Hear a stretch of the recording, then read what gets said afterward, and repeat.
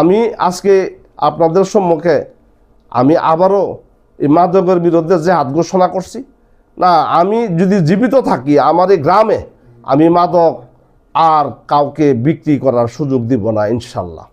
আমি এস.এম. আমিনুল হক, আমি রাজনীতির পাশাপাশি ব্যবসার সাথে জড়িত। আমি রায়পুরা উপজেলা বিএনপির আহ্বায়ক কমিটির সদস্য। আমাদের রাষ্ট্র ঘোষিত কর্মসূচির অংশ হিসাবে সারা দেশে মাদক নির্মূল করার জন্য আমাদের হাইকমান্ডের যে অর্ডার আছে এবং আমাদের মাননীয় এমপি মহোদয়ের যে অর্ডার আছে, মাদকমুক্ত রায়পুরা চাই, মাদকমুক্ত বাংলাদেশ চাই, মাদকমুক্ত সমাজ চাই।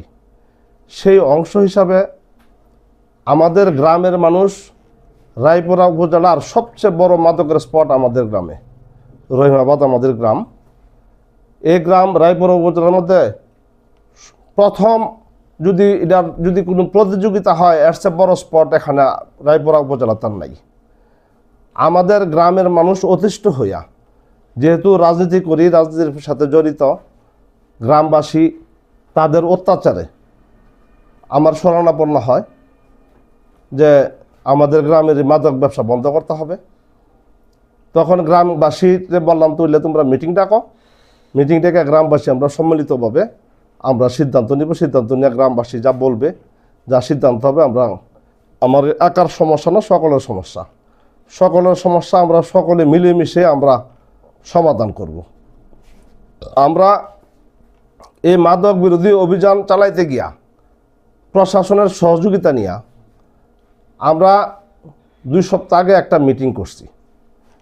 মিটিং করার পরে গ্রামবাসী মাদক ব্যবসায়ীদেরকে আলটিমেটাম দেয় যে যারা মাদক বিক্রি করবে তারা এই গ্রামে থেকে চলে যেতে হবে, আর নাইলে ভালো মানুষের মতো 8-10 জনের মতো এই গ্রামে বসবাস করতে হবে। এই আলটিমেটামের পর যারা মাদক ব্যবসায় জড়িত তারা ভয়ে এই গ্রাম পরিত্যাগ করে চলে যায়। এখানের মাদক ব্যবসার সম্রাট হলো বেদন। আজকে এই শাহিনুর আমার বিরুদ্ধে, আমি শাহিনুরের সাথে আমার ব্যক্তিগত কোনো বিরোধ নাই, বেদনের সাথে কোনো বিরোধ নাই, বেদনের ছেলে মেয়ে বউ কারোর সাথে আমার কোনো বিরোধ নাই। আমার বিরোধ কার সাথে? বিরোধ মাদকের বিরুদ্ধে।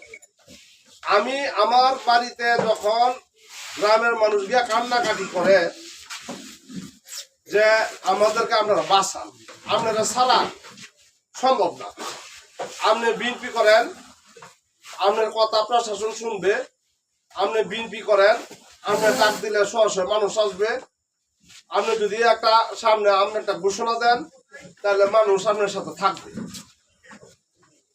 আমার এই সব কথা শুনতে শুনতে শুনতে শুনতে মানুষের আর্তনাদ শুনতে শুনতে শেষ পর্যন্ত আমি মিটিং এর ব্যবস্থা করছি, বলছি একটা মিটিং এর ব্যবস্থা করো, আমি থাকবো, থাইকা তোমাদের সকলের মতামতের ভিত্তিতে, তো আমার একা সমস্যা না, সমাজের ব্যবস্থা, সমাজের সমস্যা, যেহেতু সমাজের সমস্যা নিয়ে সামাজিক ভাবে আমরা সিদ্ধান্ত নিয়ে যা করি আমরা।